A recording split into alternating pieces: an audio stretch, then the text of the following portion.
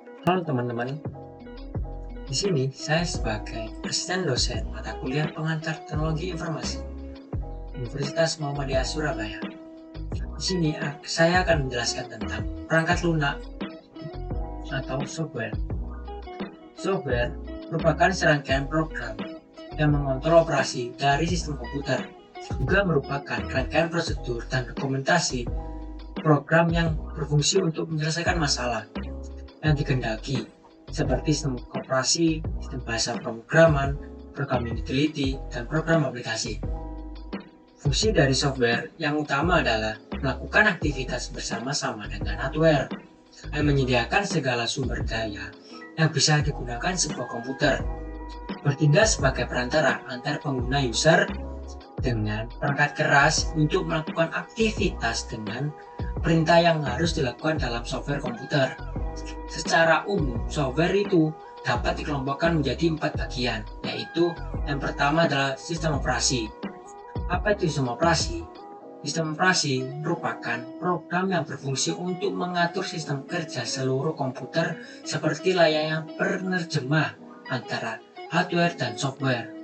Sistem operasi mengendalikan dan mengkoordinir operasi pada sistem komputer. Tugas sistem operasi yaitu mengontrol operasi-operasi dan mengkoordinir software. Koordinasi input, output, pemrosesan, memori, serta penginstalan dan pembuangan software.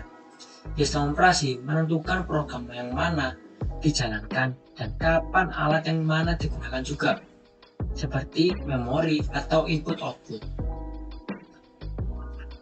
Operasi sistem terdiri dari 2 bagian, yaitu kontrol program dan user interface. Jenis-jenis sistem operasi yaitu Windows.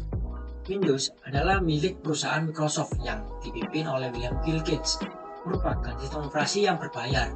Ciri utama Windows adalah berbasis GUI, graphic user interface, sehingga lebih mudah dioperasikan.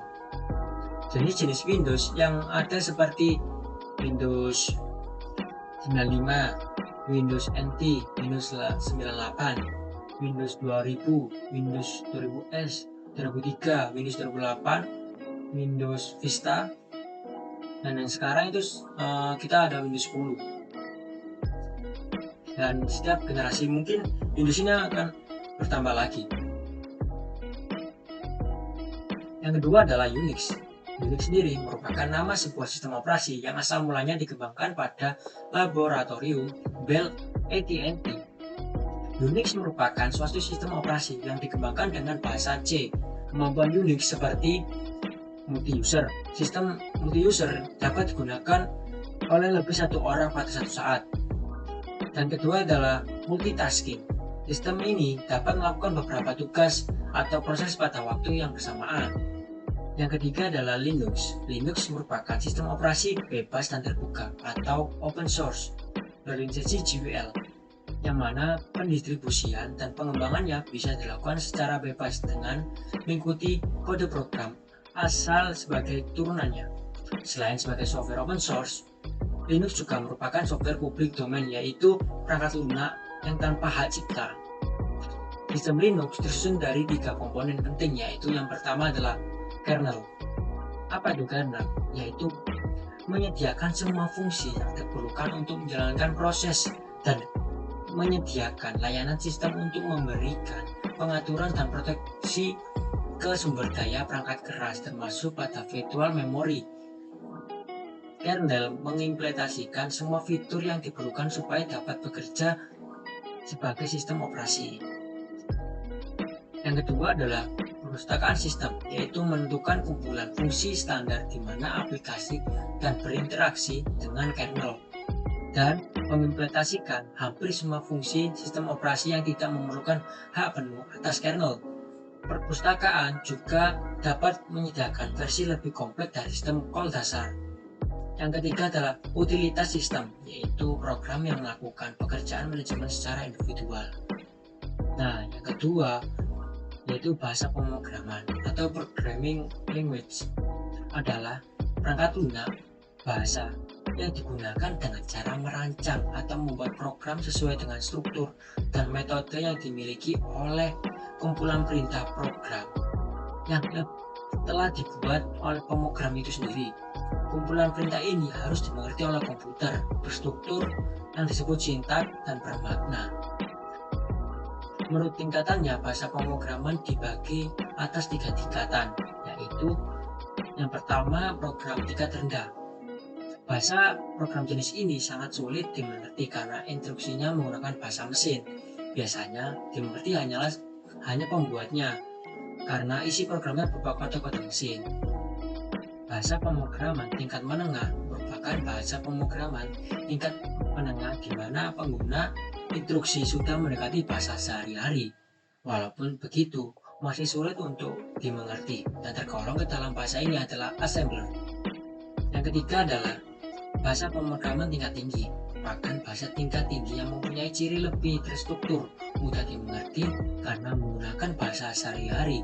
Contohnya Basic, Pascal, Python, Perl, C++, C, dan lain-lainnya. Nah, yang ketiga adalah program utility. Program utility atau program layanan adalah perangkat lunak komputer yang dirancang khusus untuk membantu mengelola dan menyelesaikan perangkat keras komputer, sistem operasi, atau perangkat lunak aplikasi dengan melakukan satu tugas atau serangkaian tugas kecil. Utility software adalah jenis perangkat lunak sistem yang dirancang untuk membantu menganalisa, mengonfigurasi, mengoptimalkan, dan memelihara komputer. Utilitas perangkat lunak harus kontras dengan perangkat lunak aplikasi yang memungkinkan pengguna untuk melakukan hal-hal seperti membuat dokumen teks, bermain game, dan mendengarkan musik. Nah, yang terakhir adalah software aplikasi. Program aplikasi merupakan perangkat lunak siap pakai yang nantinya akan digunakan untuk membantu melaksanakan pekerjaan penggunanya. Merupakan program yang dikembangkan sendiri atau dibeli dari pemasok luar untuk memenuhi kebutuhan tertentu pemakai. Dan termasuk dalam program aplikasi yaitu seperti word processing, program spreadsheet, database management system, grafik, program akuntansi, program statistik, multimedia, game, antivirus. Nah, menurut cara memperolehnya, software dapat dibedakan menjadi beberapa jenis, yaitu freeware. Software yang bersifat freeware dapat digunakan tanpa biaya, namun masih memiliki batasan hak cipta penggunanya. Shareware adalah software yang dapat digunakan tanpa biaya dalam jangka waktu tertentu. Setelah jangka waktu tertentu tersebut akan selesai, pengguna diberi pilihan apakah melanjutkan atau tidak menggunakan lagi software tersebut. Kalau ingin melanjutkan, dengan konsekuensi membayarnya. Dan selanjutnya adalah proprietary software. Intinya, proprietary software itu hampir sama dengan barang yang bisa kita beli di pasar. Jika ingin menggunakannya, kita harus membelinya. Proprietary software sangat dibatasi oleh hak cipta. Kita tidak berkenan untuk mendistribusikan kembali, mengotak-atik program, dan software ini tidak disertai dengan kode sumber. Dan terakhir adalah open source software. Open source software berbeda dengan software sebelumnya. Open source software memberikan kebebasan kepada kita untuk menggunakan, mengubah sesuai dengan kebutuhan, dan mendistribusikan kembali, baik software aslinya maupun yang telah kita ubah. Biasanya, software yang bersifat open source menyertakan kode sumber dalam pendistribusiannya. Tujuannya untuk pembuatan open source software biasanya bukan untuk tujuan komersil, namun lebih tujuan sosial, bagaimana sebuah software bisa bermanfaat bagi para pengguna. Beberapa contoh open source software misalnya Pygin, Kigo, Inkspace, Game, dan masih banyak lagi. Nah, selanjutnya saya akan memberikan tugas. Yang pertama adalah sebutkan macam-macam sistem operasi, lalu sebutkan kelebihan dan kekurangannya. Yang kedua, jelaskan macam tipe pengembangan pemrograman. Yang ketiga, sebutkan dan jelaskan contoh program utility. Sekian dari penjelasan saya. Terima kasih.